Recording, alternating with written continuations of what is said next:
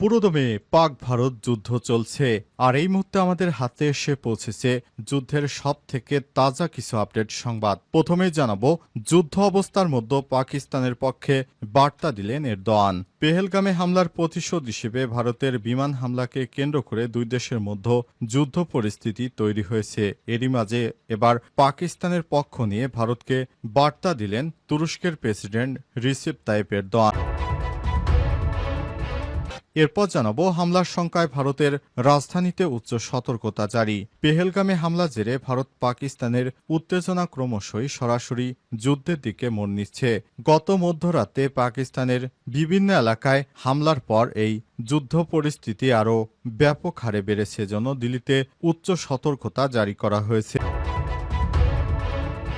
এদিকে ভারত পাকিস্তানের যুদ্ধ বিমানের সংঘর্ষ পর্যবেক্ষণ করবে বৈশ্বিক সামরিক বাহিনী। চীনা নির্মিত পাকিস্তানি জেট এবং ফ্রান্স নির্মিত ভারতীয় রাফাল যুদ্ধ বিমানের মধ্যে লড়াই বৈশ্বিক সামরিক বাহিনী গভীরভাবে পর্যবেক্ষণ করবে। এটি ভবিষ্যৎ সংঘাতের ক্ষেত্রে এক সুবিধাজনক দিক হতে পারে বলে ধারণা করা হচ্ছে। এবারে জানাবো, ভারত পাকিস্তান সংঘাত নান অব আওয়ার বিজনেস বললেন মার্কিন ভাইস প্রেসিডেন্ট। ভারতের বিমান হামলার পর থেকে দক্ষিণ এশিয়ার পারমাণবিক অস্ত্রধারী দুই দেশ ভারত ও পাকিস্তানের মধ্যে চরম উত্তেজনা বিরাজ করছে। তবে এ বিষয়ে যুক্তরাষ্ট্র জানিয়েছে, তাদের যুদ্ধ তাদের ব্যাপার, এ বিষয়ে আমাদের কিছু বলার নেই। এবং সর্বশেষ জানাবো, আওয়ামী লীগ নিষিদ্ধের দাবিতে সমাবেশে যোগ দিচ্ছেন আন্দোলনকারীরা। আওয়ামী লীগকে নিষিদ্ধের দাবিতে আজ এনসিপি এবং বাংলাদেশ জামাত ইসলামের বিক্ষোভ মিছিল থেকে সমাবেশ মঞ্চ তৈরি করা হচ্ছে। সেখানে সমাবেশ মঞ্চের স্থলে যোগ দিয়েছে হাজার হাজার মানুষ। জুমার নামাজের পরই সেখানে ট্রাকের মাধ্যমে মঞ্চ তৈরি করে সেখানে সমাবেশ করবে তারা। আওয়ামী লীগকে নিষিদ্ধের দাবিতে এই বড় ধরনের সমাবেশে অংশ নিচ্ছে বাংলাদেশের সাধারণ জনতা। প্রিয় দর্শক, এতক্ষণ শুনছিলেন সংবাদ শিরোনাম, এবারে বিস্তারিত। তবে তার আগে বন্ধুরা, অনুরোধ থাকবে সংবাদটিতে একটি লাইক দিন। এই চ্যানেলে আপনি নতুন হয়ে থাকলে আমাদের সংবাদটি দেখতে দেখতে চ্যানেলটি সাবস্ক্রাইব করে রাখুন। কমেন্ট করে বন্ধুরা আপনার মূল্যবান মতামত জানিয়ে দিন আপনি বিশ্বের কোন দেশ থেকে বা বাংলাদেশের কোন স্থান থেকে আমাদের সংবাদটি দেখছেন এবং শুনছেন। আর বন্ধুরা, ভারত পাকিস্তান যুদ্ধে আপনি কোন দেশকে সমর্থন করেন কমেন্ট করে জানিয়ে দিন। এবারে বিস্তারিত।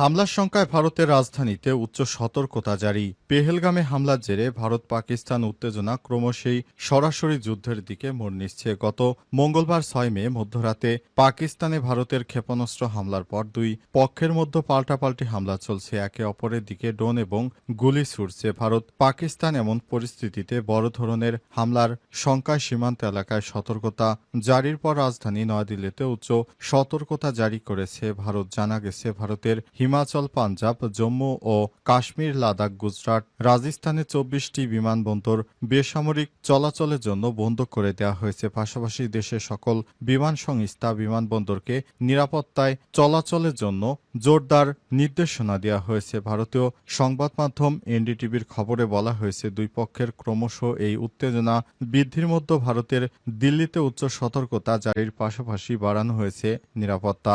একই সঙ্গে সরকারি কর্মচারীদের ছুটি বাতিল করা হয়েছে। দিল্লির এই ঐতিহাসিক যুদ্ধ স্মারক ইন্ডিয়া গেট থেকে চলে যেতে হয়েছে পর্যটকদের। সীমান্তে যুদ্ধাবস্থা চরমে পৌঁছানোর কারণে সরিয়ে নেওয়া হয়েছে ভারতের আখনুর অঞ্চলের শত শত বাসিন্দাকে।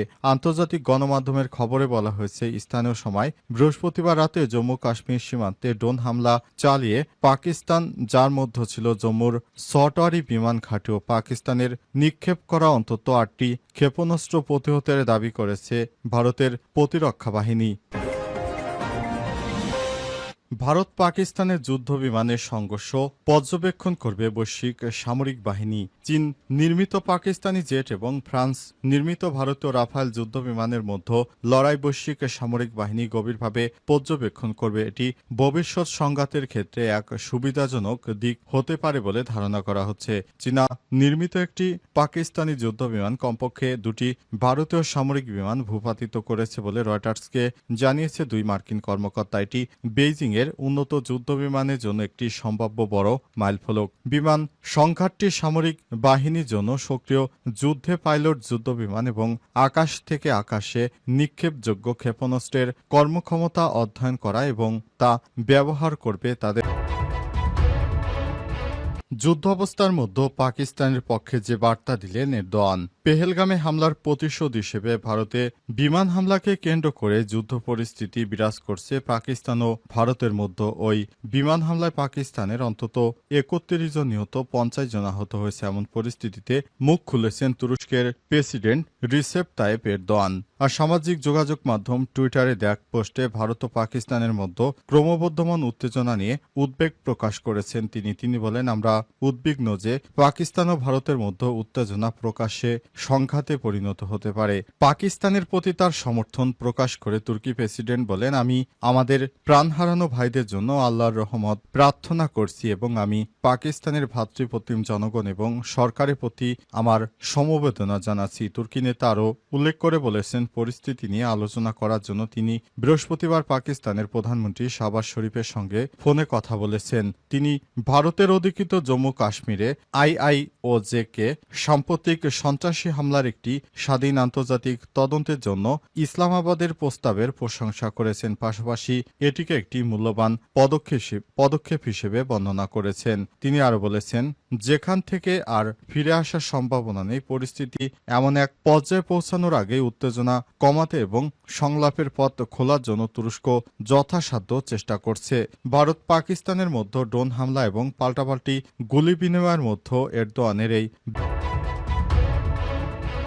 ভারত পাকিস্তানের যুদ্ধ বিমানের সংঘর্ষ পর্যবেক্ষণ করবে বৈশ্বিক সামরিক বাহিনী। চীন নির্মিত পাকিস্তানি জেট এবং ফ্রান্স নির্মিত ভারতীয় রাফায়েল যুদ্ধ বিমানের মধ্যে লড়াই বৈশ্বিক সামরিক বাহিনী গভীরভাবে পর্যবেক্ষণ করবে। এটি ভবিষ্যৎ সংঘাতের ক্ষেত্রে এক সুবিধাজনক দিক হতে পারে বলে ধারণা করা হচ্ছে। চীনা নির্মিত একটি পাকিস্তানি যুদ্ধ বিমান কমপক্ষে দুটি ভারতীয় সামরিক বিমান ভূপাতিত করেছে বলে রয়টার্সকে জানিয়েছে দুই মার্কিন কর্মকর্তা। এটি বেইজিং এর উন্নত যুদ্ধবিমানের জন্য একটি সম্ভাব্য বড় মাইলফলক। বিমান সংঘাতটি সামরিক বাহিনীর জন্য সক্রিয় যুদ্ধে পাইলট যুদ্ধবিমান এবং আকাশ থেকে আকাশে নিক্ষেপযোগ্য ক্ষেপণাস্ত্রের কর্মক্ষমতা অধ্যয়ন করা এবং তা ব্যবহার করবে তাদের নিজস্ব বিমান বাহিনীকে যুদ্ধের জন্য প্রস্তুত করার একটি বিরল সুযোগ। বিশেষজ্ঞরা আরও বলেছেন, উন্নত অস্ত্রের সরাসরি ব্যবহার বিশ্বজুড়ে বিশ্লেষণ হবে, যার মধ্যে রয়েছে চীন এবং মার্কিন যুক্তরাষ্ট্র।